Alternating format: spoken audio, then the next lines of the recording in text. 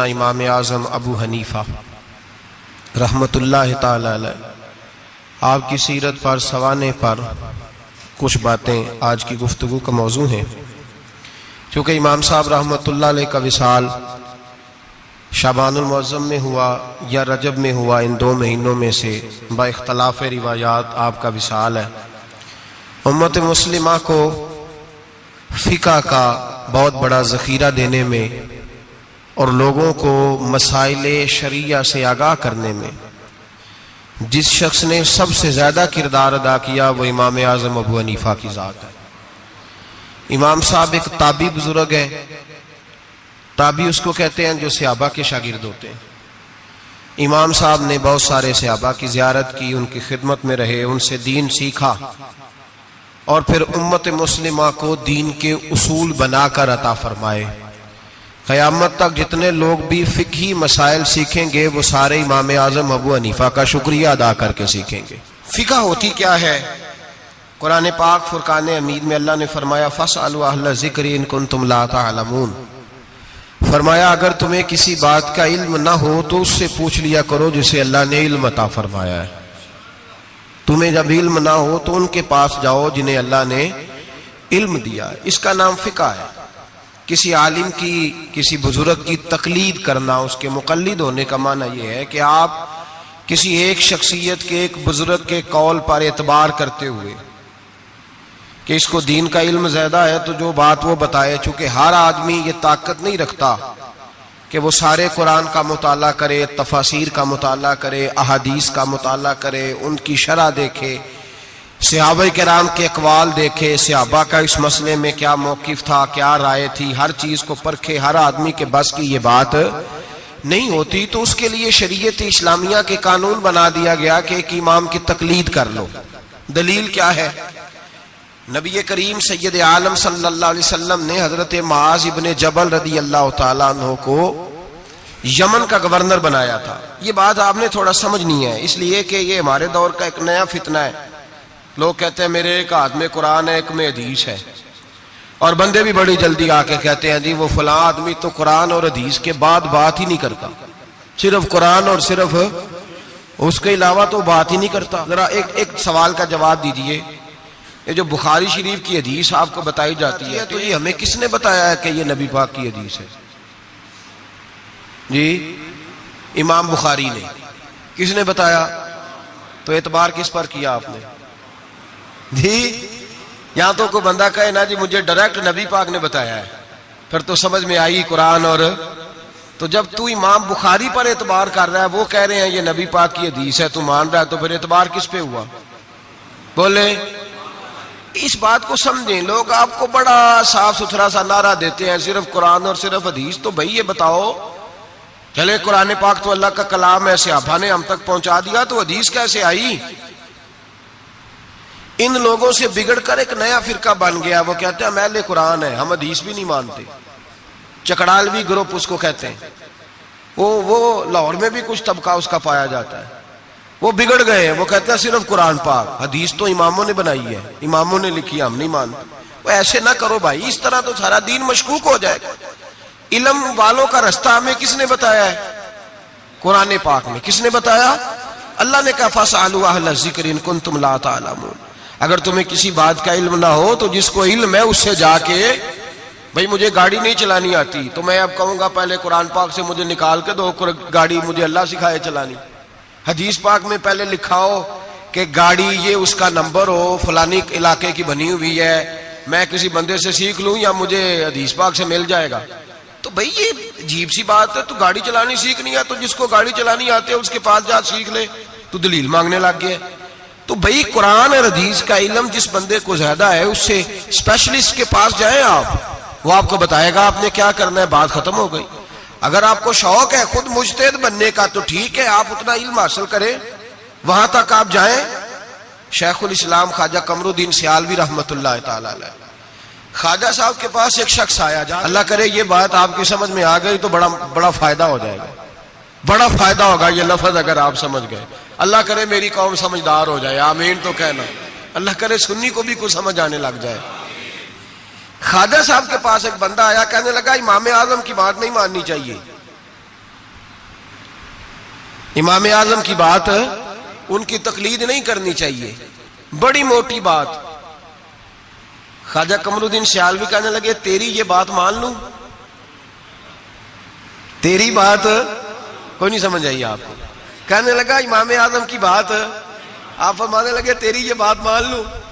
بندہ چپ کر گیا، کہنے لگا جی آپ نے کہا کہنے لگے تیرے جیسے فضول کی مانو اور امام اعظم ابو حنیفہ کی نہ مانو؟ فرمانے لگے تو خود اپنی تقلید کرا رہا ہے۔ خود ایک صاحب مجھے کہنے لگے جی ہم نہیں کسی کی مانتے، ہمارے مولوی صاحب کہتے ہیں صرف قرآن اور حدیث کی مانو۔ اور میں نے کہا تو مان اپنے مولوی صاحب کی رائے، ہمارے مولوی صاحب کہتے ہیں قرآن اور، تو میں نے کہا تو مولوی صاحب کی مان رہا ہے، قرآن حدیث کی کب مان رہا ہے؟ چھوڑ سارے کام، چل مدرسے داخل ہو، پہلے اصول سیکھ دین کے، پھر پورا دین پڑھ، اور پھر مجھے آ کے بتانا پورے دین میں سے کہ میں نے سیکھ لیا ہے، پھر میں مان لوں گا، ورنہ تو مولوی صاحب کی مان رہا ہے۔ تقلید تو کر ہی رہا ہے کسی نہ کسی شکل میں، تو ہم تقلید کیوں کرتے ہیں؟ سمجھے اس بات سے۔ نبی کریم علیہ السلام نے حضرت معاذ ابن جبل رضی اللہ تعالیٰ عنہ کو یمن کا گورنر بنایا۔ نبی پاک نے فرمایا معاذ تمہارے پاس لوگ اپنے مقدمے لے کے آئیں گے، کیسے فیصلہ کرو گے؟ عرض کی یا رسول اللہ صلی اللہ علیہ وسلم میں اللہ کا قرآن دے کے فیصلہ کروں گا۔ تو نبی پاک نے فرمایا اگر تجھے قرآن پاک سے نہ ملا تو، اگر آپ غور سے سن رہے ہوتے تو آپ کو اس بات پہ اعتراض ہونا تھا، جو میں نے کہا اس پہ آپ کو اعتراض ہونا تھا اگر آپ غور سے میری بات سن رہے ہوتے۔ نبی پاک علیہ السلام نے یہ نہیں فرمایا کہ قرآن میں ہے نہیں، فرمایا اگر تجھے نہ ملا تو، لفظوں پہ غور کیا کریں، اگر تجھے نہ ملا تو، یہ نہیں فرمایا کہ قرآن میں ہر مسئلے کا حل۔ حضرت سیدنا عبداللہ ابن عباس فرمایا کرتے تھے میرے اونٹ کی نکیل بھی گم ہو جائے تو میں قرآن پاک سے جا کے پوچھتا ہوں کہاں رکھی ہوئی ہے، اور مجھے قرآن پاک بتاتا ہے کہ فلانی جگہ۔ یہ نہیں کہ قرآن میں مسئلے کا حل موجود ہے، ہر آدمی کے پاس اتنی عقل نہیں ہوتی کہ مسئلے کا حل بتا سکے، عقل نہیں اتنی ہوتی، شعور نہیں ہوتا۔ بلکہ امام بخاری خود امام شافعی کے مقلد ہیں، لو کر لو گل، بہت بڑے محدث ہیں اور خود مثال بیان کرتے ہیں۔ ہمارے بزرگ کہتے ہیں کہ جو پنساری ہوتا ہے نا اس کے پاس جڑی بوٹیاں ساری ہوتی ہیں، پر اسے نسخے کا پتہ، کس جڑی بوٹی کو کس کے ساتھ ملائیں، کس کو کس کے ساتھ رکھیں تو کیا نسخہ بنتا ہے، یہ پنساری کو پتہ، یہ حکیم کو پتہ ہوتا ہے۔ محدثین کہتے ہیں ہم نے حدیثیں ساری جمع کر دی ہیں، پر کس حدیث سے کیا مسئلہ نکلتا ہے یہ ہمیں نہیں پتا، یہ امام اعظم بتائیں گے، یہ امام شافعی بتائیں گے، یہ امام مالک بتائیں گے، یہ امام احمد بن حنبل بتائیں گے، وہ اسپیشلسٹ ہیں۔ ہم جمع کرنے والے ہیں، وہ حدیثیں سامنے رکھ کے امت کی رہنمائی کرنے والے۔ نبی پاک صلی اللہ تعالی علیہ وآلہ وسلم نے فرمایا معاذ تو جا رہا ہے، اگر تجھے وہ مسئلہ قرآن سے نہ ملا تو کیا کرے گا؟ عرض کی حضور قرآن سے نہ ملا تو آپ کی حدیث سے تلاش کر لوں گا۔ تو نبی پاک نے فرمایا اگر وہاں بھی تجھے نہ ملا تو، یہ نہیں کہ ہے نہیں، اگر تجھے نہ ملا تو، عرض کی یا رسول اللہ پھر میں قرآن اور حدیث کو سامنے رکھ کے اپنی رائے بیان کروں گا۔ تو نبی پاک نے ان کے سینے پہ ہاتھ پھیرا، فرمایا جا پھر اللہ تیری مدد کرے گا، اللہ تیری، یہ فقہ ہے، یہ اتنی سی فقہ ہے، اس کو سمجھ لیں۔ ہر آدمی کو ہر شے نصیب۔ بابا فرید الدین گنجے شکر کے پاس بندہ آ گیا، اس نے کہا پرانا بخار ہے جاتا کوئی نہیں۔ بابا صاحب نے کہا بسم اللہ الرحمن الرحیم قل هو اللہ احد اللہ الصمد لم یلد ولم یولد ولم یکن لہ کفوا احد، پھونک ماری، بندہ کہتا ہے بیٹھے بیٹھے میرا بخار اتر گیا۔ اس نے گاؤں جا کے اعلان کر دیا جس کا نہیں اترتا سارے ہی آ جاؤ، رش ہو گیا، پھونکیں بڑی نکلی، شفا کوئی نہیں۔ لوگوں نے پکڑ کے پھینٹی لگائی، انہوں نے کہا اتنی دور سے آئے ہیں اور تو اللہ کے بندے رام ایک کو بھی نہیں آیا۔ وہ بابا صاحب کے پاس آ گیا، کہنے لگا سورۃ اخلاص دو ہیں کہ ایک ہی ہے؟ بابا صاحب کہنے لگے بیٹے ایک ہی ہے۔ کہا حضرت جی آپ پھونک مارے تو بیٹھے بیٹھے بخار اتر جائے، میں نے 100 دفعہ پڑھی ہے، 100 پھونکیں ماری ہیں، ایک کا بھی نہیں نکلا، آپ کوئی اور والی پڑھتے ہیں؟ آپ فرمانے لگے سورۃ اخلاص ایک ہی ہے، پر منہ بھی تو فرید الدین کا چاہیے نا، منہ بھی تو۔ فرمایا مجھے اللہ تبارک و تعالیٰ نے توفیق دی ہے، میں نے کبھی غیبت نہیں کی، میں نے کبھی جھوٹ نہیں بولا، میں نے کبھی حرام نہیں کھایا، میں نے کبھی اپنی زبان سے کسی کا دل نہیں دکھایا. فرمایا میں نے اس زبان میں طاقت پیدا کی ہے. پھر جب قرآن کا نور آیا ہے تو اللہ نے تاثیر بنا دی ہے, پھر اللہ نے اثر پیدا کر دی ہے. تو بھائی ہر آدمی ہر چیز سمجھنے کے قابل ہے. یہی ہمارے بزرگوں کا موقف ہے, یہی ہمارے بزرگوں کی رائے ہے کہ قرآن اور حدیث کو سامنے رکھو, اس میں سے مسئلہ اخذ کرو. دلیل, پرانے زمانے میں جو لوگ ہوتے تھے وہ قسمیں کھایا کرتے تھے, قسمیں بڑی عجیب کھاتے تھے. ایک بندے نے قسم کھا لی کہ میرا کام ہو گیا تو وہ والی عبادت کروں گا جو اس وقت دنیا میں کوئی نہ کر رہا ہو. اتنی سخت قسم کھا لی. اب وہ کام ہو گیا تو کیا کرے؟ اگر نماز پڑھے تو لوگ پڑھ رہے ہیں ساری دنیا میں نمازیں, اذان پڑھے تو پتہ نہیں کہاں کہاں اذان ہو رہی. پھنس گیا, معاملہ الجھ گیا تو غوث اعظم جیلانی کے پاس گیا. کہا حضور اب کیا کروں؟ آپ فرمانے لگے کچھ بھی نہیں, حرم شریف چلا جا. کعبہ تو ایک ہی ہے نا پوری دنیا میں. 1 منٹ کے لیے سب لوگوں کی منت کر کے طواف رک جائے, ایک چکر طواف کا تو اکیلے کر لے, تیری منت پوری ہو جائے گی. اب یہ فقاہت ہے, ہر آدمی کو نصیب, ہر آدمی کو یہ نصیب نہیں ہوتی, یاد رکھا. آگے چلیے, امام اعظم ابو حنیفہ کا زمانہ, ایک بادشاہ نے قسم کھا لی, اپنی بیوی سے کہنے لگا اگر تو چاند سے زیادہ خوبصورت نہ ہو تو تجھے 3 طلاقیں. اب مسئلہ بن گیا, کدھر سے نکالیں؟ اب قرآن پاک میں یہ لفظ کہیں نہیں لکھا کہ عورت چاند سے زیادہ خوبصورت ہوتی ہے, کسی حدیث میں نہیں لکھا واضح طور پر کہ بی بی چاند سے زیادہ خوبصورت ہوتی ہے. علماء کوفہ بیٹھ گئے, علماء بغداد بیٹھ گئے, علماء مصر بیٹھ گئے. بادشاہ تھا اور پھر جو اس کی بیوی تھی وہ بھی ایک بادشاہ کی بیٹی تھی. اگر یہ طلاق ہو گئی تو 2 ملکوں کی جنگ چھڑ جائے گی, حالات خراب ہو جائیں. علماء پریشان ہے کہ جائیں تو کدھر جائیں. لوگ پریشان ہوتے ہوتے امام اعظم کے پاس چلے گئے, کہنے لگے سارے مولوی کہتے ہیں طلاق ہو گئی, آپ بتائیں.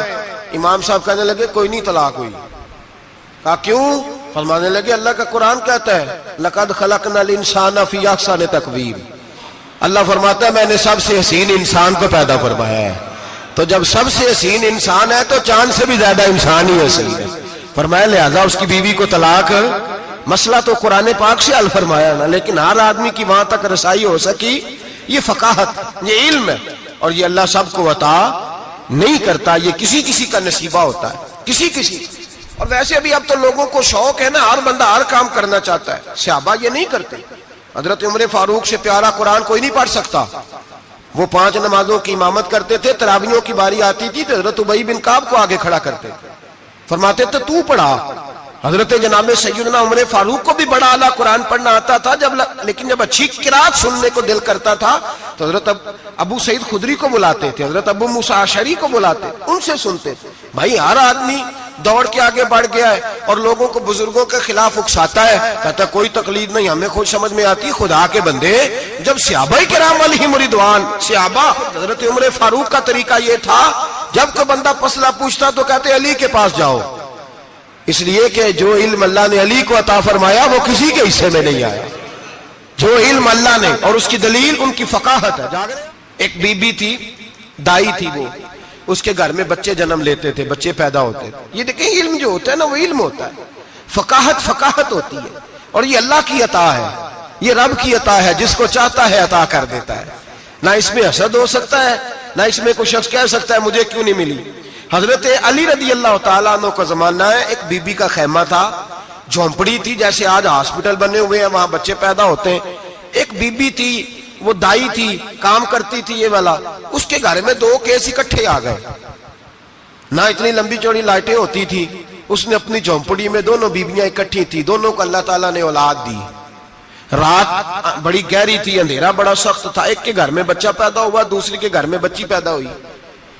اب جب صبح کا اجالا نکلا تو جھگڑا شروع ہو گیا, دونوں بیویاں مطالبہ کرتی ہیں بیٹا میرا ہے, بیٹا میرا ہے. اب وہ دائی بھی نہیں بتا سکتی, اندھیرا بڑا سخت تھا, بوڑھی عورت تھی, سمجھ نہیں آتی کیا کروں. تلواروں تک بات چلی گئی. لوگوں نے کہا کیوں لڑتے ہو جب مولا علی شیر خدا جو موجود ہے. انا مدینہ تو علم و علی بابوہا, نبی پاک نے فرمایا میں علم کا شہر ہوں, علی اس کا دروازہ ہے. فرمایا جب اتنا بڑا شخص موجود ہے تو ضرورت ہی نہیں. لوگ پریشان ہو کے گئے, جا کے کہنے لگے حضور ایک مسئلہ آ گیا, ذرا سوچ کر غور کر کے بتائیے. اندھیرے میں بچہ پیدا ہوا, ایک بی بی کے ہاں بیٹا, ایک کے ہاں بیٹی, اب دونوں بیٹی کی طلبگار ہے, فیصلہ کیسے کریں. تو حضرت علی نے کہا بڑے تم پریشان آئے تھے, یہ بھی کوئی بات ہے. دونوں بیویوں کا تھوڑا تھوڑا دودھ نکال کے تولو، جس کا دودھ وزنی بیٹا اسی کا ہے۔ کہا حضرت جی یہ مسئلہ آپ نے کیسے نکالا؟ فرمانے لگے قرآن پاک سے نکالا ہے۔ کہا کیوں؟ فرمانے لگے اللہ قرآن میں کہتا ہے میں نے بیٹے کے 2 حصے رکھے ہوئے ہیں اور بیٹی کا 1 حصہ رکھا ہوا ہے، تو جب اللہ کسی کے گھر میں بیٹا دیتا ہے تو دودھ بھی وزنی ہوتا ہے، اس لیے کہ ڈبل وزن کا ہوتا ہے۔ انہوں نے دودھ نکال کے تولا، مقدار 1 جتنی، مقدار 1 جتنی، اس کا ½ کلو دودھ، اس کا 1 کلو، وزن کیا تو پورا ہو گیا۔ پیمانے رکھے گئے تو وہ ناپنے میں اور تھا، تولنے میں اس کا دودھ وزنی نکلا۔ جب دودھ وزنی نکلا تو جناب سیدنا علی المرتضیٰ فرمانے لگے جس کا دودھ وزنی بیٹا اسی کا ہے، اللہ ڈبل وزن کا دودھ عطا کرتا۔ اب مسئلہ کہاں سے نکلا بولیے؟ لیکن ہر بندہ نکالنے کی طاقت، یہی حضرت امام اعظم ابو حنیفہ کا کمال ہے۔ صحابہ کے زمانے میں ضرورت نہیں تھی صحابہ کو، ایک تو وہ اتنی لاپرواہی کی نماز نہیں پڑھتے تھے جتنی ہم پڑھتے ہیں۔ اتحیات میں بیٹھے ہیں، سورۃ فاتحہ پڑھی جا رہی ہے، اتحیات میں بیٹھ کے بندے پوچھتے ہیں آگے، کہتے ہیں حضرت میں اتحیات میں سورۃ فاتحہ پڑھ رہا تھا، ساری پڑھ لی ہے، وہ تو رکوع کا وقت ہے تو یاد آیا کہ یہ تو اتحیات ہے۔ اتنی لاپرواہی کی پہلے تو وہ نمازیں نہیں پڑھتے، پھر اگر کسی کو غلطی ہو جاتی تو سامنے جناب رسالت امام صلی اللہ علیہ وسلم کا جلوہ والضحیٰ موجود تھا، وہ حضور سے پوچھ لیتے۔ جب وقت گزرنے لگا نا، تابعین کا زمانہ آیا تو پھر مسئلہ بنا۔ ایک تو تھوڑا تھوڑا مشکات نبوت سے لوگ دور ہوئے تو لاپرواہی بھی آنے لگی۔ اب لوگوں نے پوچھنا شروع کیا کہ سورۃ فاتحہ بھول جائے تو کیا کریں؟ رکوع میں بندہ چلا گیا تو رکوع تو کر لیا لیکن سبحان ربی العظیم نہیں یاد رہا تو کیا کرے؟ سجدے میں گیا سبحان ربی الاعلیٰ نہیں پڑھا تو کیا کرے؟ اب مسائل بنے، اب ضرورت ہوئی۔ امام اعظم نے اصول فقہ مرتب کی، ہمیں بتایا کہ نماز میں فرض کیا ہے، نماز میں واجب کیا ہے، نماز میں کیا شے ضروری ہے اور کیا شے ضروری نہیں ہے۔ وہ بھی انہوں نے حدیثیں سامنے رکھی کہ نبی پاک نے کس کس بات کی کتنی تاکید کی، کس کس بات کی زیادہ تاکید نہیں فرمائی۔ پھر انہوں نے مسئلہ بتایا کہ قیام کرنا فرض ہے، رکوع کرنا فرض ہے، لیکن رکوع میں سبحان ربی العظیم کہنا سنت ہے، اگر کسی کی رہ بھی جائے گی تو اس کی نماز ہو جائے گی۔ قوما کرنا فرض ہے، سجدہ کرنا فرض ہے، لیکن سجدے میں سبحان ربی الاعلیٰ کہنا سنت ہے، رہ بھی گیا تو نماز، جو سجدہ ہی نہیں کرے گا اس کی نہیں۔ تو یہ اصول بنائے امام اعظم نے۔ امام اعظم کون تھے؟ کپڑے کے ایک بہت بڑے تاجر تھے، ان کے بیٹے تھے، پورا نام تھا نعمان بن ثابت۔ امام اعظم ان کا لقب ہے، ابو حنیفہ ان کی کنیت ہے۔ لوگ جب اپنی مرضی کی باری آتی ہے تو حرم شریف کے حوالے دینے شروع کر دیتے ہیں، حرم شریف میں جو ہوتا ہے، حرم شریف میں میں نے کہا چلو وہی مان لو، مسجد نبی میں باب بلال سے داخل ہو جاؤ یا باب ہجرت سے داخل ہو جاؤ۔ مسجد نبی میں جب داخل ہوگے، اندر مسجد کے قدم رکھو گے دونوں دروازوں سے جا کے، تو جو کھلا سین ملے گا، اس سین کے اوپر جو سامنے نظر ڈالو گے تو 4 اماموں کے نام لکھے ہوئے فقہ کے، جو سب سے پہلا نام لکھا ہے وہ امام اعظم ابو حنیفہ کا لکھا ہوا ہے۔ آج بھی مسجد نبی میں، آج بھی، دوسرا امام شافعی کا، تیسرا حضرت امام مالک کا، چوتھا امام محمد بن حنبل کا، اور آج بھی فقہائے مکہ اور مدینہ جب فتویٰ دیتے ہیں تو امام محمد بن حنبل کے قول پہ فتویٰ دیتے ہیں، اور ہر جگہ وہ اعلان کرتے ہیں کہ ہم فقہ کے ماننے والے مقلد ہیں امام محمد بن حنبل کے، وہ اعلان کرتے ہیں، انہوں نے لکھ کے لگایا ہوا ہے۔ ایک پوری دنیا کی لوگ تو کسی نہ کسی امام کی تقلید کریں، اور ایک چھوٹی سی جماعت اٹھ کے کہے نہیں ہمیں ڈائریکٹ سمجھ آئی ہے، تو کیسے بھائی تمہیں سمجھ آ گئی؟ امام اعظم ابو حنیفہ کا نام نعمان بن ثابت تھا، کوفے میں پیدا ہوئے تھے، صحابہ کے شاگرد تھے، 80 ہجری میں پیدا ہوئے، 150 ہجری میں آپ کا وصال ہوا، باپ تاجر تھے۔ آپ فرماتے ہیں میں سیانا ہوا تو تجارت میں لگ گیا، ریشمی کپڑے کا کاروبار تھا، بہت بڑا گھرانہ مالدار تھا ہمارا، میں گلی سے گزرتا تھا، رستے میں امام شافعی کا مدرسہ تھا، میں بچوں کو پڑھتے دیکھتا تو مجھے شوق ہوتا، اکثر میں وہاں 2-4 منٹ 10 منٹ قیام کرتا۔ ایک دن امام شافعی نے بلایا اور بلا کے فرمایا بیٹے کیا کرتے ہو؟ میں نے کہا کپڑے کا کام کرتا ہوں۔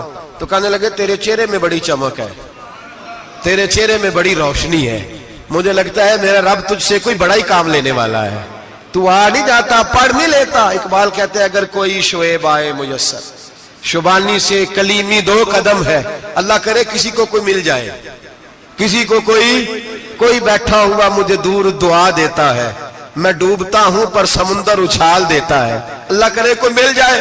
فرماتے ہیں امام شابی نے میری بات ہوئی تو میں حضرت حماد کے مدرسے میں داخل ہو گیا. امام حماد بہت بڑے مفتی تھے, سند بھی سن لے. امام اعظم شاگرد ہے امام حماد کے, اور امام حماد شاگرد ہے حضرت ابراہیم نخعی کے. حضرت ابراہیم نخعی شاگرد ہے حضرت علقمہ کے, اور حضرت علقمہ شاگرد ہے حضرت عبداللہ ابن مسعود کے. اور حضرت عبداللہ بن مسعود وہ صحابی ہیں جن کی ڈیوٹی تھی نبی پاک کا ڈنڈا مبارک کا سا اٹھانے کی, حضور کے جوتے اٹھانے کی. ڈائریکٹ نبی پاک سے علم دین حاصل کیا کرتے. یہ سند ہے امام اعظم ابو حنیفہ کی. حضرت امام اعظم کہتے ہیں میں امام حماد کے مدرسے میں پڑھنے لگا. کئی سال رہ کے میں نے ان کے مدرسے میں علم حاصل کیا. جب میں فارغ ہوا تو میں نے کہا استاد جی میں کہاں مدرسہ بناؤں, میں کس مسجد میں بیٹھوں, میں کہاں جاؤں. کہتے ہیں میرے استاد اپنی کرسی سے اٹھے اور میرا بازو پکڑ کے اپنی جگہ پہ بٹھایا. کہنے لگے میں نے تجھے پڑھایا ہے لیکن رب نے تجھے بڑا ہی عطا کیا ہے, اب تو کہیں اور نہیں جائے گا, میری مسجد پر بیٹھ کر لوگوں کو پڑھایا کرے گا. امام اعظم ابو حنیفہ نے فقہ اور اصول کا علم وہاں سے حاصل کیا. فرماتے ہیں پھر میرے استاد نے میری ڈیوٹی لگائی. فرمانے لگے اب تو کسی ایسی جگہ جا جہاں سے تجھے تقوی کی روشنی ملے, کوئی مرشد تلاش کر. سہ نفل نمازاں پڑھیاں ظالم نفس نہ مردہ ہو, اے باند فقیروں کسے نہیں مارے, آئے ہوئی چور اندر دا ہو.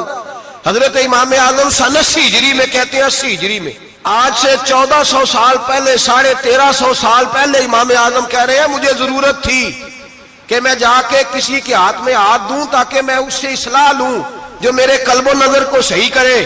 ہم تو سارے سیانے, ہمیں تو کسی کی ضرورت ہی نہیں. فرماتے ہیں میں اپنے استاد کے کہنے پر امام جعفر صادق کے پاس گیا. 2 سال امام جعفر صادق نے مجھے پریکٹیکل کرایا. جو علم میں نے امام حماد سے سیکھا تھا اس پر عمل کرنے کا طریقہ مجھے امام جعفر صادق نے سکھایا. 2 سال. اور امام اعظم فرمایا کرتے تھے اگر وہ 2 سال نہ ہوتے تو میں ہلاک ہو جاتا, وہ 2 سال نہ ہوتے تو میں. فرماتے ان سے میں نے پڑھنا پڑھانا سیکھا. اور امام جعفر صادق رات کو مجھے ساتھ کھڑا کرتے اور ساری رات نفل پڑھاتے, وہ میری تربیت کرتے. وہ علم تو میرے اندر تھا لیکن عاجزی, تقوی, پرہیزگاری, عبادت, قرآن سے پیار یہ مجھے امام جعفر صادق نے سکھایا. امام اعظم ابو حنیفہ بہت بڑے فقیہ بنے, پھر مدرسہ بنایا, پھر خانقاہ بنائی. پھر امام صاحب رحمت اللہ علیہ نے ساری زندگی رسول اللہ صلی اللہ علیہ وسلم کے دین کا پیغام دیا. ایسا بھی وقت آتا ایک آیت شروع کرتے تو ساری رات وہ آیت ہی پڑھتے رہتے, ساری رات علم پڑھایا, لوگوں سے پیار کیا, خلوص بانٹا. بہت بڑے مالدار تھے. ایک بہت بڑا نام ہے امام ابو مالک کا. یہ اتنے بڑے شخص ہیں کہ ہارون رشید نے انہیں قاضی القضاء بنایا تھا, چیف جسٹس بنایا تھا. حضرت امام مالک کہتے ہیں میں غریب کا بیٹا تھا. اکثر دین پڑھنے والے غریبوں کے بیٹے ہوتے ہیں. امیروں کے بچے ایف ایس سی پڑھتے ہیں, بی ایس سی پڑھتے ہیں, ٹیکنالوجی پڑھتے ہیں. غریبوں کے بچے دین پڑھتے ہیں. اور پھر امیروں کو ممبریاں ملتی ہیں, غریبوں کے بچوں کو اللہ ممبر عطا فرماتا ہے, مصلی رسول اللہ دیتا ہے. حضرت سیدنا امام ابو مالک فرماتے ہیں میں غریب کا بیٹا تھا اور میری 6-7 بہنیں, میں اکیلا بھائی تھا. آپ فرماتے ہیں میرے ابا جی فوت ہو گئے. میری امی پکڑ کے مجھے ایک دھوبی کی دکان پہ لے گئی, کہنے لگی اسے کپڑے دھونے کا طریقہ بتا دے, سلیقہ سمجھا دے, یہ بھی ایک چھوٹی سی لانڈری کی دکان کھول لے گا, میری بیٹیوں کا پیٹ پالے گا.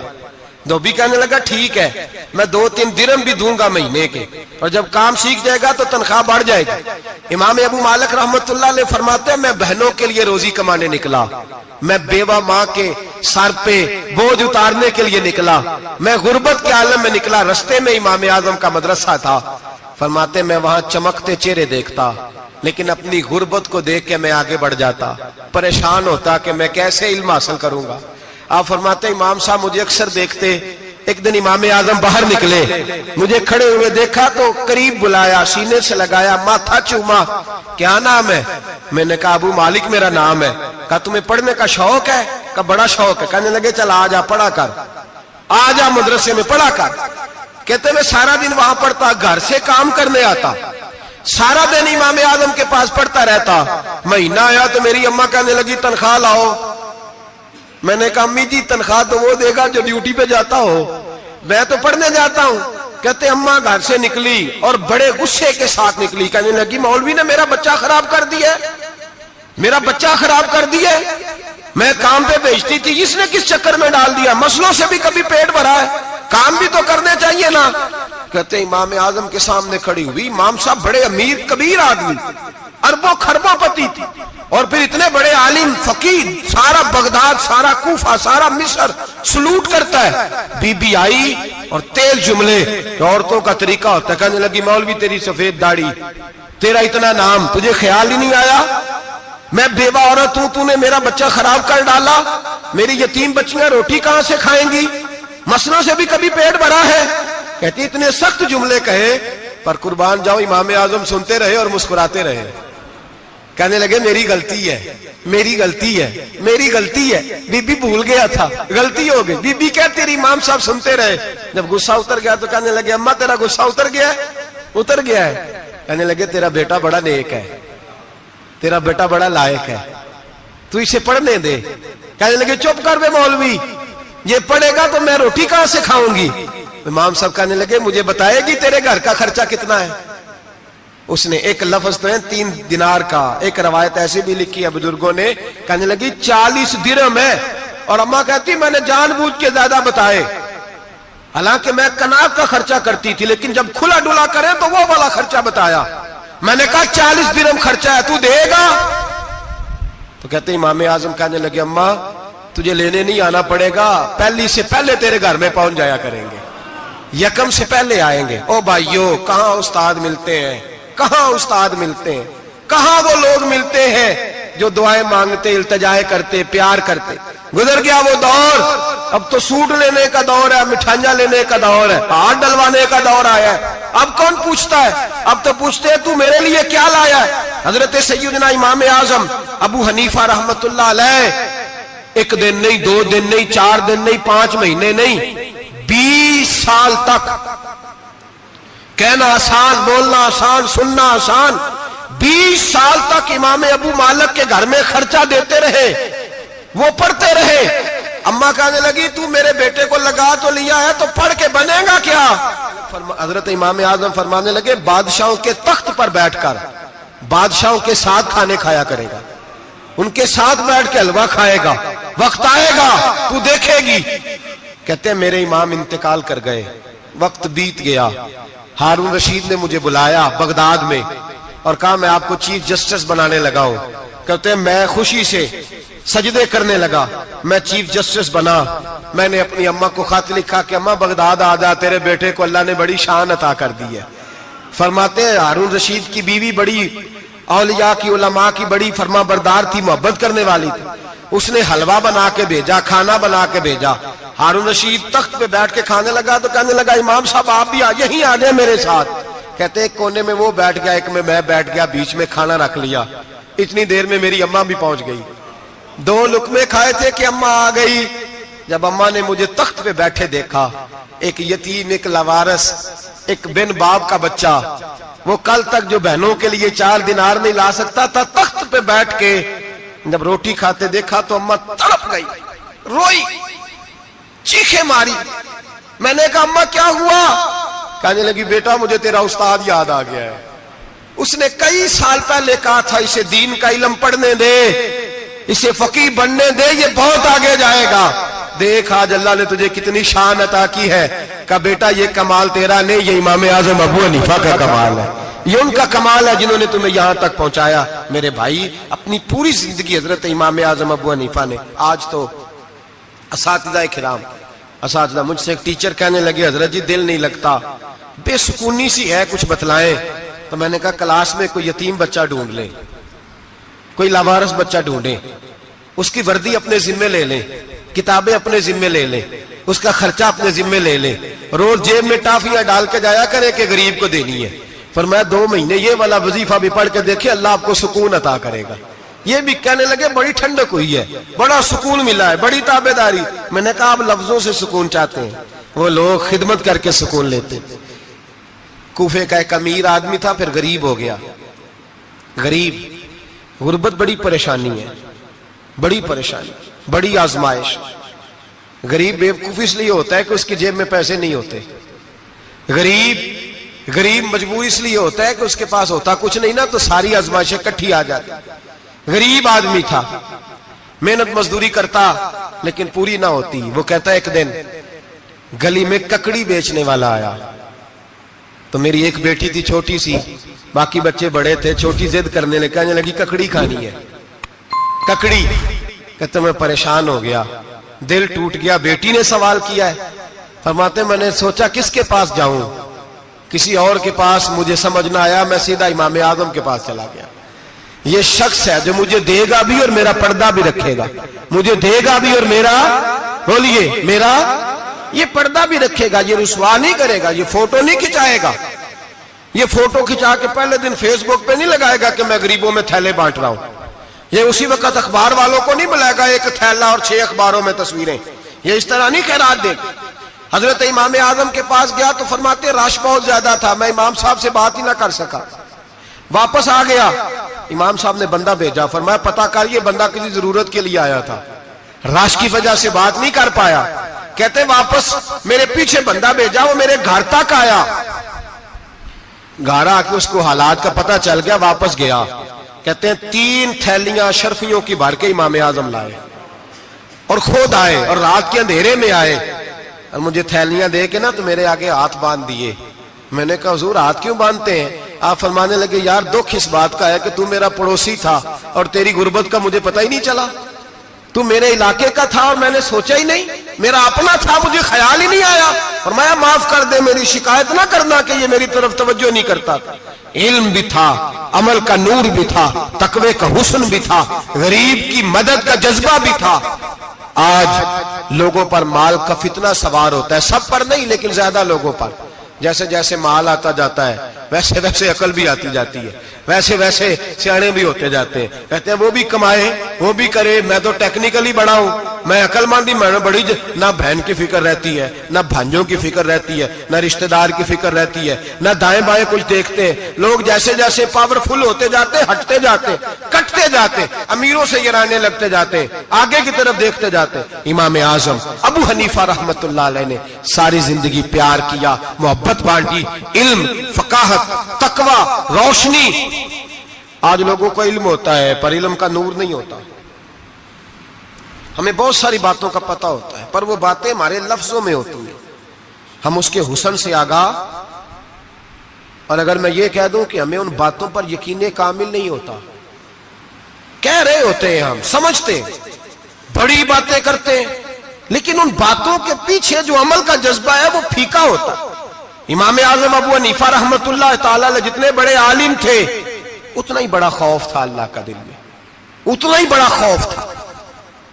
ایک آدمی کہتا ہے میں نے امام صاحب سے مسئلہ پوچھنا تھا, میں نے عشاء کی نماز امام صاحب کے پیچھے پڑھی, کتنی لوگ باتیں سنتے ہیں, اس کا اثر کتنا لیتے ہیں, لیکن امام صاحب رحمت اللہ علیہ کا طریقہ کیا تھا؟ کہتے میں نے امام صاحب کے ساتھ نماز پڑھی مسجد میں تو قاری صاحب نے قرآن پڑھا, اذا زلزلت الارض زلزالہا واخرجت الارض اثقالہا. فرماتے ہیں آخری 2 آیتیں پڑھی, فمن یعمل مثقال ذرۃ خیرا یرہ ومن یعمل مثقال ذرۃ شرا یرہ. اللہ فرماتے ہیں میں قیامت کے دن تیرے ذرے ذرے کا حساب کروں گا. ذرہ برابر نیکی ہوئی تو تیرے سامنے آئی, ذرہ برابر گناہ ہوا تو تیرے کس کے برابر؟ جی وہ کتنا ہوتا ہے؟ ریت کا 1 ذرہ, اس کے برابر بھی گناہ ہوا تو تیرے سامنے. یہ اللہ کہہ دیا ہے تو ایسا انشاءاللہ ہو کے رہے گا. اللہ ایک دفعہ دکھائے گا. دعا فرمائے اللہ ہمیں معافی عطا فرمائے, اللہ ہم سے درگزر فرمائے, اللہ ہمیں بخشے ہوئے میں شامل فرمائے. یہ آیت امام صاحب نے سنی تو کہتے ہیں میں نمازی سارے چلے گئے تو امام صاحب بیٹھے اور یوں نہ اپنی داڑھی پکڑ لی, چراغ ٹمٹما رہا, کہتے ہیں داڑھی پکڑ لی اور امام صاحب بیٹھے ہیں. میں نے کہا کہ کسی محویت کے عالم میں ہے, سوچ میں, چلے میں تھوڑی دیر میں آتا ہوں. کہتے ہیں میں 2 گھنٹے کے بعد آیا تو امام صاحب ایسے بیٹھے ہیں داڑھی پکڑی ہوئی. میں نے کہا ٹھہر کے آتا ہوں.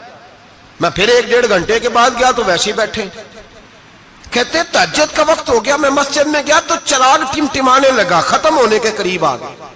امام صاحب بیٹھے ہیں, اب میں نے دیکھا کہ آنکھیں آنسوؤں سے بھری ہوئی ہیں اور اپنی داڑھی پکڑ کے کھینچ رہے ہیں اور کہتے ہیں یا اللہ تو اگر ذرے ذرے کا حساب لے گا تو ابو حنیفہ تو الجھ جائے گا. اے اللہ تو ذرے ذرے کے بارے میں پوچھے گا تو میں تو نہیں جواب دے سکتا. خدا بندہ اس طرح کر, میرے ان سفید بالوں پہ رحم کھا, اے اللہ میرے بڑھاپے پہ مہربانی فرما، مجھ سے نہ ذرے ذرے کا پوچھنا، میں بڑا کمزور ہوں، میں نہیں جواب دے سکتا، مولا مجھ سے درگزر والا معاملہ کر۔ کہتے تڑپ رہے امام صاحب، فجر کی اذان ہوئی تو امام صاحب نے دائیں بائیں دیکھا، میں پیچھے کھڑا تھا، میں نے کہا حضور ساری رات ہی گزر گئی، آپ ایک آیت سن کے پریشان رہے، اور میں روزانہ 20 تقریریں سنتا ہوں، درجنوں حدیثیں سنتا ہوں، مجھے تو اثر نہیں ہوتا۔ آپ فرمانے لگے مجھے تیرے معاملے کا نہیں پتا، لیکن مجھے اگر تو نے دیکھ لیا ہے تو کسی کے ساتھ ذکر نہ کرنا مجھے۔ اور فرمانے لگے پھر تو نیک آدمی ہوگا، تجھے نہیں خیال آتا، تو میں تو جانتا ہوں من آنم کے من دانم، پتہ سارا ہے سردار نو کیتی آنا، میں تو جانتا ہوں نا، مجھے خبر ہے، لہٰذا میں نہیں حساب دے سکتا، تیرا نہیں مجھے پتا۔ جتنا میرے بھائی علم زیادہ اتنا خوف بھی۔ حضرت عبداللہ ابن مسعود فرماتے ہیں زیادہ باتیں کرنے والا عالم نہیں ہوتا، اللہ سے زیادہ ڈر جانے والا عالم ہوتا ہے۔ جو آدمی لمبی چوڑی گفتگو کرے وہ فقیہ نہیں، وہ اللہ سے ڈرنے والا نہیں، بلکہ جس کو وہ بات کرے تو تھوڑی کرے، ڈر کے کرے، خوف کے ساتھ کرے، اللہ کی خشیت جس کے دل میں ہو وہ بڑا عالم ہوتا ہے۔ حضرت امام اعظم ابو حنیفہ رحمت اللہ علیہ مالدار تھے اور اپنے مال میں سے حصے نکالتے تھے۔ امام صاحب فرمایا کرتے تھے میں نے چند ہزار درہم رکھ دیے۔ حضور کس لیے؟ فرمایا لوگوں کو قرضہ دینے کے لیے۔ نبی پاک صلی اللہ علیہ وسلم نے فرمایا قرضہ لینے والے کو منع کیا ہے، فرمایا قرضہ ایک قید ہے، بغیر مجبوری کے نہ لینا۔ اب لینے والے بھی احتیاط نہیں کرتے، فٹافٹ قرضے کے پیچھے بھاگتے، بڑی مجبوری ہو تو قرضہ لیں، فرمایا مقروض قیدی ہوتا ہے، قرضہ لینے سے بچو۔ اور دینے والے کو کیا کہا؟ فرمایا اگر سامنے والا تنگ دست ہو نا، تنگ دست، تو اسے مہلت دو، جتنی تم مہلت دو گے اللہ اتنے ہی پیسے روز صدقہ کرنے کا ثواب عطا فرمائے گا۔ اگر تنگ۔ ایک صاحب مجھے کہنے لگے میں نے رمضان شریف میں نا قرضے کے حوالے سے یا کچھ عرصہ پہلے کسی موقع پر قرض کے حوالے سے کوئی بات کی، تو ایک صاحب مجھے کہنے لگے حضرت صاحب جی تو کسی کو لینا ہوئے نا 20,000 تو انہوں ترا کے لئی دے، تو جی 20 کروڑ لینا ہوئے تو پھر نہیں ترایا جاتا۔ میں نے کہا کیوں؟ کہنے لگے 20,000 والا بندہ ماڑا ہوتا ہے نا، جہاں 20 کروڑ کھا گیا وڈی مگرمچھ ہوتا ہے، انہوں ترایا جا سکتا، وہ دے کے بندے ترلے ہی کر دے چل بھائی کیویں دے سکنا ہے۔ وہ جو 20,000 والا نا ماڑا بندہ انہوں کہندے تو دینے نے کہ تیرا بندوبست کریے، کہندے چور صاحب جمعرات لے آؤ کسی طریقے، جمعرات ماڑا ہے نا۔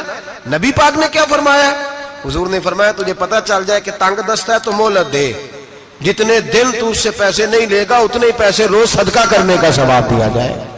اب لوگ جو تگڑی موٹے مگرمچھ ہیں ان کو مہلت دیتے ہیں، وہ کہتے ہیں جا جتھوں لب دے نہیں لے، پھر کہتے ہیں نہیں آپ بتائیں آپ کیسے دے سکتے۔ اور ماڑا بندہ انہیں 2,000 دینا ہے دکان کا، اس کو دکاندار کہتا ہے کل سائیکل لے کے تب گزرنا میرے آگے سے اگر پیسے دینے ہیں تو میں نے سائیکل رکھ لینا۔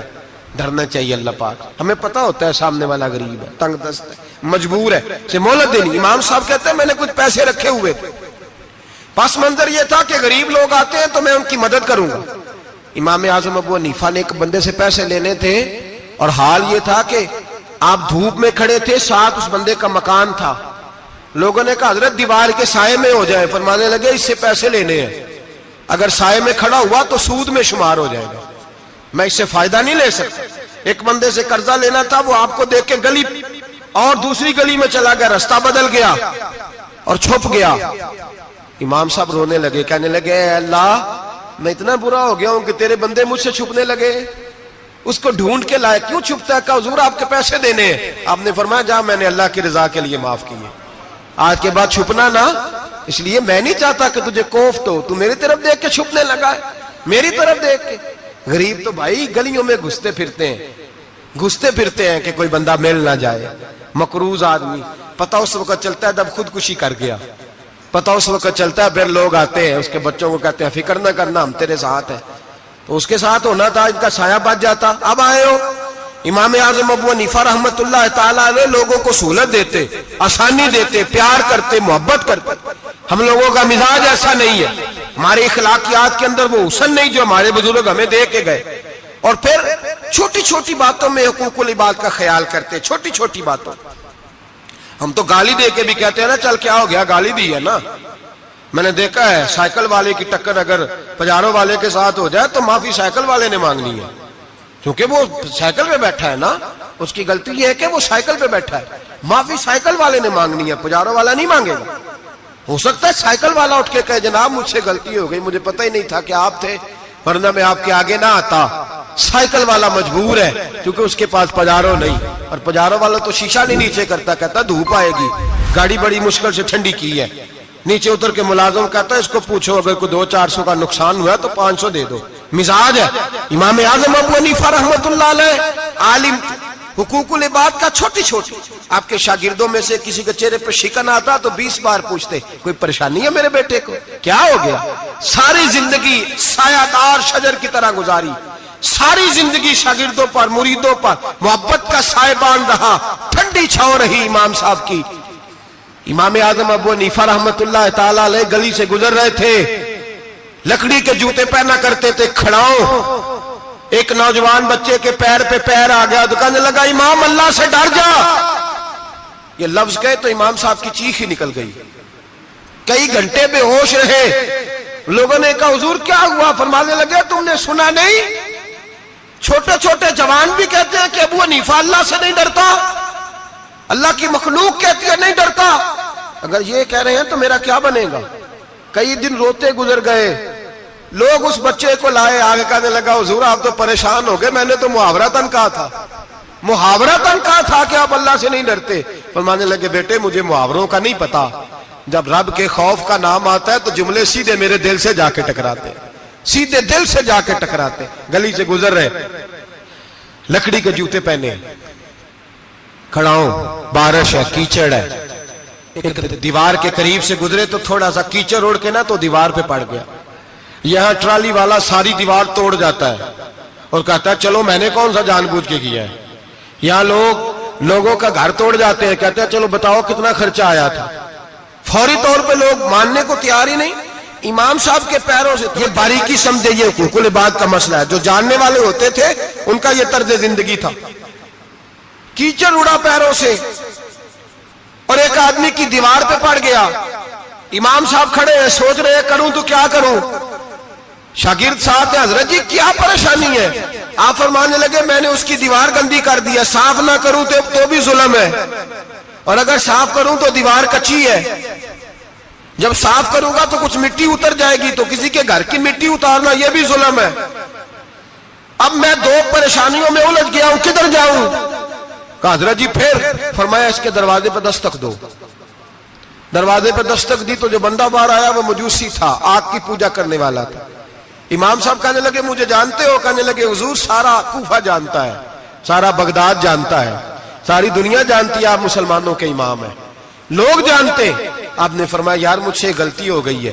وہ کیا؟ آپ فرمانے لگے میں اپنے انداز میں گزر رہا تھا، بوڑھا آدمی ہوں، خیال نہیں آیا، تھوڑا کیچڑ اڑ کے تیری دیوار پہ لگ گیا ہے۔ میرے بھائی یہ کوئی فرشتے تھوڑی تھے، یہی زمین پہ بسنے والے لوگ تھے، احتیاط والے لوگ تھے۔ ہم لوگوں نے پتہ نہیں اپنا مزاج اتنا سخت کیوں بنا لیا ہے، کتنے لوگوں کو لتاڑ کے، کتنی پگڑیاں اچھال کے، کتنے حقوق العباد ضائع کر کے بھی ہم اسی طرح کے مطمئن ہیں۔ کہاں سے تسلی لاتے ہیں ہم؟ کہاں سے اپنے آپ کو ٹھنڈک دیتے ہیں؟ کیسے اپنے آپ کو ہم سکون دے لیتے ہیں کسی کو تکلیف دے کے؟ کس طرح سکون کی نیند آتی ہے جب کوئی پریشان ہوتا؟ کیوں ہمارا دل پتھر ہو گیا؟ اعلیٰ حضرت فرمایا کرتے تھے جا کسی سے جا کے علاج کرا، تیرے سینے میں جو دل دھڑک رہا ہے وہ سخت ہو گیا، جا کسی سے جا کے اس کی دوائی کھا، تجھے خیال ہی نہیں آتا تڑپتے لوگوں کو دیکھ کر، جا کے علاج کرا، اگر ایسے ہی مر گیا تو حالات تیرے حق میں اچھے نہیں ہوں گے۔ حضرت امام صاحب تڑپ رہے ہیں اور اس شخص کے سامنے آہوزاری کر رہے ہیں جو مجوسی بھی ہے، غریب بھی ہے، کچے گھر میں رہتا ہے۔ فرمایا یار بتا اب کیا کروں؟ امام صاحب باتیں کر رہے ہیں تو وہ آدمی حیرت میں کھو گیا، کبھی دیوار دیکھتا، کبھی اپنا آپ دیکھتا، کبھی امام صاحب کو دیکھتا، دائیں بائیں دیکھتا، پسینے آنے لگے، پتہ نہیں کیا سوچوں کا مد و جزر چلنے لگا، کہاں بات گئی، کہاں تک اس کی سوچ گئی، کہاں پلٹ کے آئی۔ کہنے لگا امام صاحب میں تو چوک میں رہتا ہوں، روزانہ پتہ نہیں کتنی گاڑیاں مٹی برسا جاتی ہیں، کبھی کوئی نہیں آیا، آپ کو کیا ہوا؟ آپ فرمانے لگے مجھے کسی کا نہیں پتا، مجھے تو میں نے جو قرآن حدیث پڑھا ہے مجھے تو ڈر آ رہا ہے، مجھے بتا تو معافی دیتا ہے کہ نہیں، تیری دیوار صاف ہوگی کہ نہیں؟ کہنے لگا حضور دیوار کو چھوڑے، پہلے کلمہ پڑھائے، میرا دل تو صاف کر دے۔ کہنے لگا اتنا میٹھا دین، اتنا پیارا دین، اتنا خوبصورت دین کہ غریب کی دیوار پر کیچڑ لگ جائے اور آپ کو اتنی تکلیف ہو، میں اس دین سے دور کیوں ہوں؟ یہاں روز یورپ کہتا ہے کہ مسلمان جھوٹی شادیاں کرتے ہیں، دنگا فساد کرتے ہیں، نیشنلٹی لینے کے لیے جھوٹ بولتے ہیں، جانے کس کس قسم کے لوگ پاپڑ بیلتے ہیں، کس طرح اپنا ایمان بیچتے ہیں، کیا انداز ہم اختیار کرتے ہیں۔ ہمارے کردار نے لوگوں کو مذہب اور دین کا باغی بنا دیا۔ ہمارے بزرگوں کا طریقہ یہ تھا کہ چھوٹی چھوٹی باتوں کا خیال کرتے، چھوٹی چھوٹی باتوں کا۔ بہت بڑے عالم تھے، یہ ساری نیکیاں تو ان کی سماجی تھی، فلاحی تھی، ان کی معاشرت کی نیکیاں تھی، دنیا داری، لیکن جو ان کا باقی کا معاملہ تھا، 4 لوگ ایسے ہیں جو ہمیشہ قرآن پاک ایک رات میں پڑھا کرتے تھے۔ ان میں پہلا نام حضرت عثمان غنی کا ہے، پورا قرآن پاک، دوسرا مولا علی شیر خدا کا ہے، تیسرا حضرت سعید بن جبیر کا ہے، چوتھے امام اعظم ابو حنیفہ ہیں جو ایک رات میں پورا قرآن پاک پڑھ دیا کرتے ہیں۔ جس جگہ امام اعظم کی قبر بنی ہوئی ہے نا، اعظمیہ ایک محلہ ہے بغداد کا، اس کا نام ہی اعظمیہ، امام صاحب کے نام، جہاں قبر بنی ہوئی ہے، وہاں بیٹھ کے امام اعظم ابو حنیفہ نے 60 مرتبہ قرآن پاک ختم کیا، خود پڑھا، خود فرمایا یہاں میں نے دفن ہونا ہے، اس جگہ 60 قرآن پاک پڑھے۔ رمضان کا مہینہ آتا تھا تو امام صاحب ایک قرآن پاک دن میں پڑھتے تھے، ایک رات کو پڑھا کرتے تھے، ایک قرآن پاک سنایا کرتے تھے۔ امام صاحب رحمت اللہ علیہ ساری رات نفل پڑھتے۔ لوگ کہتے ہیں کہ امام صاحب کی رات نماز کے لیے کھڑے ہوتے تو ایک رکعت میں 15 سپارے پڑھتے، تو لوگ کہتے تھے یہ ابو حنیفہ نہیں، یہ تو کوئی کسی نے پلر کھڑا کر دیا، یہ تو کوئی ستون ہے، رکوع ہی نہیں کرتا، پورے 15 سپارے۔ یہاں تو ابھی تراویح آئیں گی، لوگ پہلے سے کہنے لگ گئے بڑی گرمیوں کے روزے ہیں، بڑی گرمیوں کے روزے ہیں، اور آ تو لینے دے بھائی، پہنچ تو لینے دے رمضان شریف کو، اللہ بڑا مہربان ہے، ہر چیز کو بدلنے پہ قادر ہے۔ پہلے سے لوگ تیاری کر رہے ہیں، مسجدیں ڈھونڈیں گے جائے اسی اچھا ہو، قرآن جلدی پڑھا جائے، ڈھونڈ کے۔ امام صاحب رحمت اللہ تعالیٰ علیہ، اور میں اکثر کہا کرتا ہوں، میں کہتا ہوں تو تراویح میں کھڑا نہیں ہوتا، پاسپورٹ کے دفتر کھڑا ہو جاتا ہے 2 گھنٹے، شناختی کارڈ کے دفتر تو 3 گھنٹے کھڑا ہو لیتا ہے۔ یہ تیرا ظلم ہے اپنی ذات کے ساتھ کہ تجھے قرآن کے لیے کھڑا نہیں ہوا جاتا، دنیا داری کے لیے کھڑا۔ وہ پروجیکٹر کرانے جائے تو چاہے تجھے 4 گھنٹے لائن میں کھڑا ہونا پڑے، وہاں تو کھڑا ہو لیتا ہے۔ اللہ سے ڈر، اپنی تھوڑی سی دنیا داری کے لیے سارا کچھ کر لیتا ہے۔